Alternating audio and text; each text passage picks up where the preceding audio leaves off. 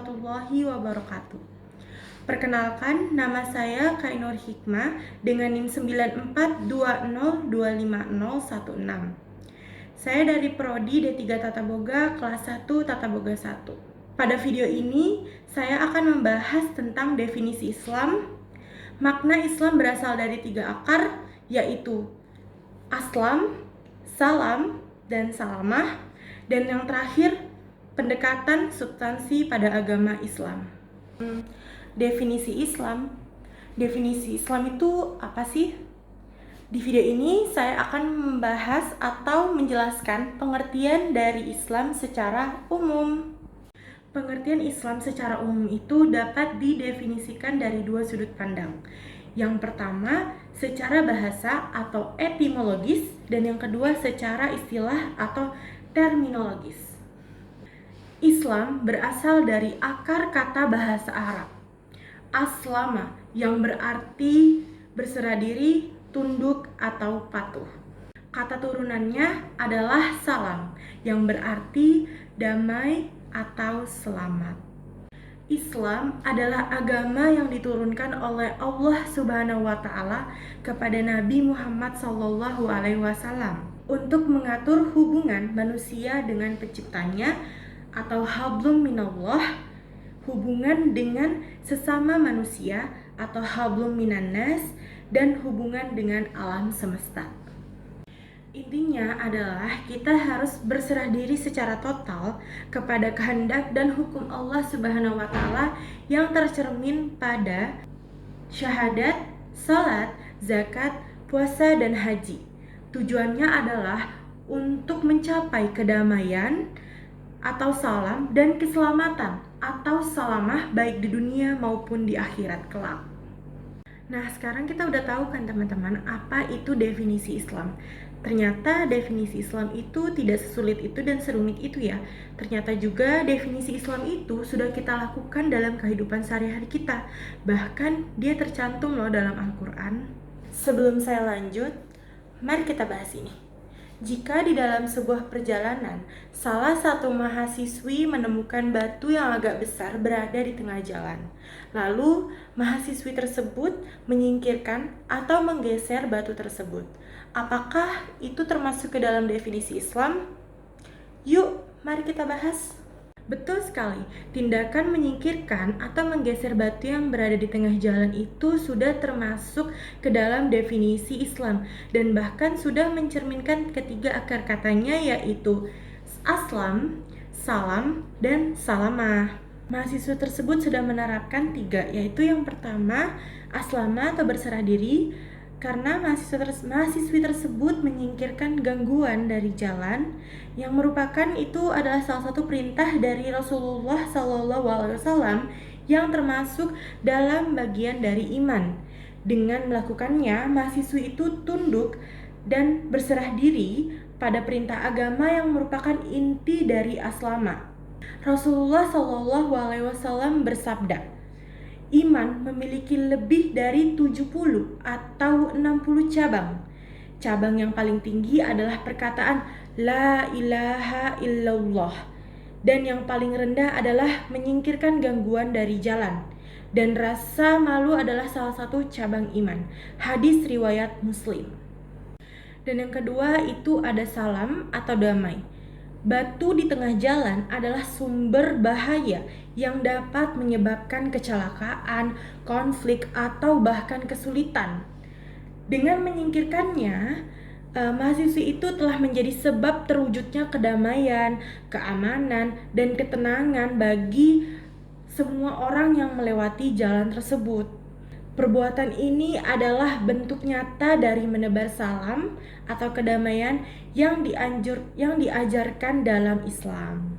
Dan yang terakhir, yang ketiga, itu adalah salamah atau keselamatan. Tindakan sederhana itu langsung berkaitan dengan keselamatan fisik atau salamahlah dari orang lain gitu. Ia mencegah potensi kecelakaan yang bisa melukai, bahkan merusak harta atau bahkan mencelakai nyawa. Tindakan ini sejalan dengan tujuan syariat atau maqasid syariah untuk menjaga jiwa atau hifz an-nafs dan menjaga harta atau hifz al-mal. Kesimpulan yang saya dapatkan adalah tindakan menyingkirkan batu itu adalah ibadah. Ia bukan hanya perbuatan baik biasa, tetapi merupakan implementasi nyata dari ketiga makna Islam. Nah, selanjutnya saya akan membahas Islam yang mengandung makna-makna dari 3 akar kata tersebut. Yang pertama itu ada aslamah atau berserah diri. Aslamah adalah inti dari Islam, yaitu berserah diri sepenuhnya kepada kehendak dan perintah Allah Subhanahu wa Ta'ala. Seorang Muslim mengakui bahwa Allah adalah Tuhan yang Maha Esa dan patuh pada syariatnya. Contohnya itu adalah melaksanakan sholat 5 waktu adalah wujud berserah diri. Meskipun mungkin sedang sibuk ataupun dia sedang banyak kegiatan, dia tetap, karena dia seorang muslim, dia harus tetap meninggalkan urusannya terlebih dahulu atau dunianya untuk mematuhi panggilan Allah Subhanahu wa Ta'ala. Yang kedua ada salam atau damai. Islam mengajarkan untuk menebarkan kedamaian, baik secara lahir dengan orang lain maupun batin dalam hati. Kedamaian adalah tujuan dan buah dari penerapan Islam yang benar.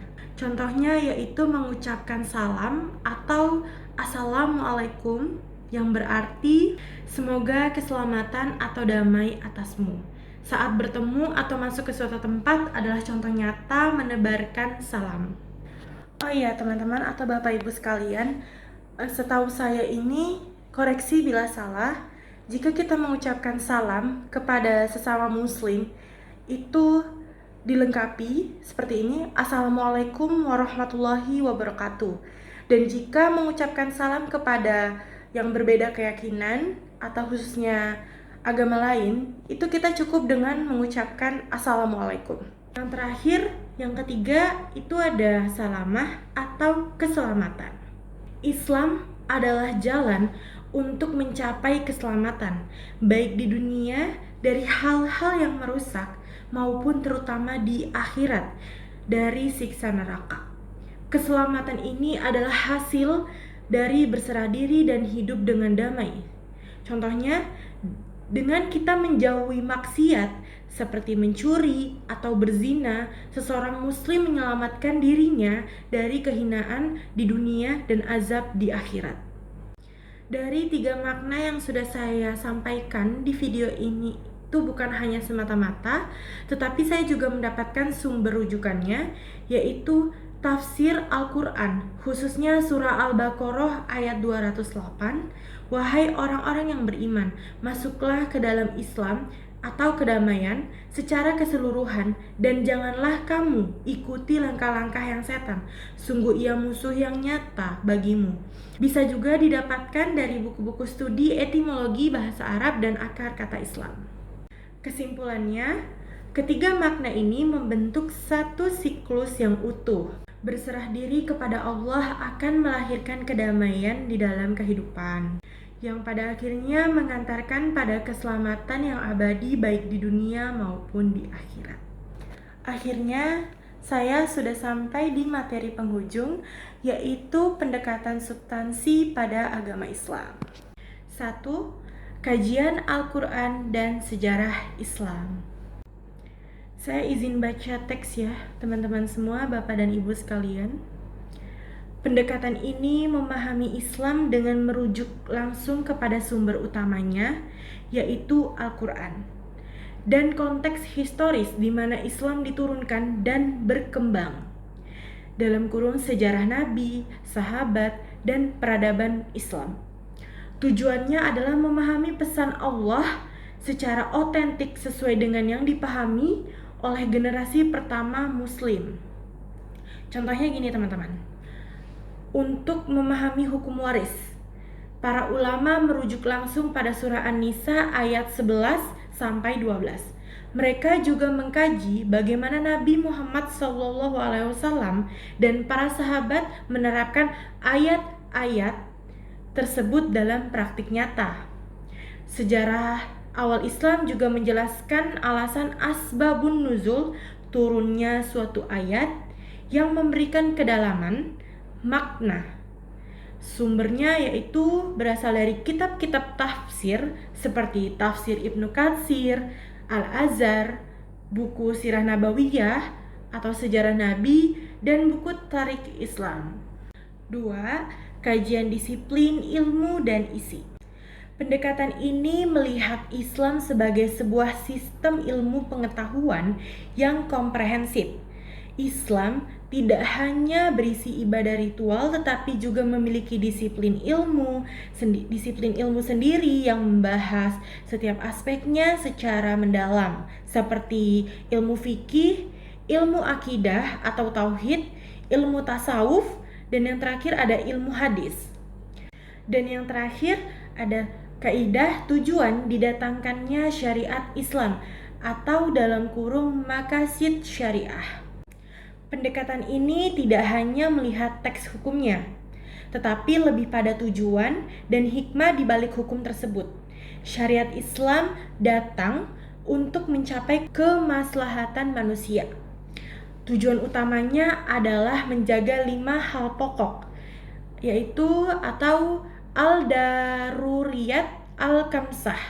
Yang pertama ada agama atau hifz ad-din, yang kedua jiwa, hifz an-nafs, yang ketiga akal atau hifz al-aql, yang keempat keturunan, hifz an-nazl, yang kelima harta atau hifz al-mal. Sumbernya itu berasal dari karya ulama seperti Imam Al-Syatibi dalam kitab Al-Muwafaqat dan Imam Al-Ghazali yang merumuskan konsep maqasid syariah ini.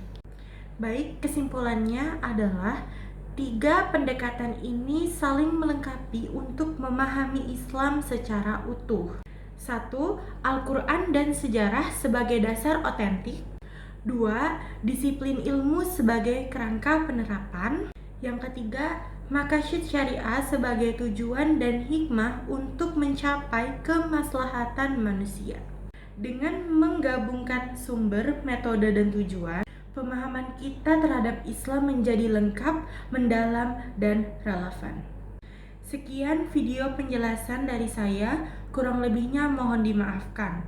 Semoga kita semua yang menonton video ini, terutama saya, bisa memahami Islam lebih mendalam lagi. Dan di dunia ini tidak ada manusia yang sempurna kecuali penciptanya, yaitu Allah Subhanahu wa Ta'ala. Wassalamualaikum warahmatullahi wabarakatuh.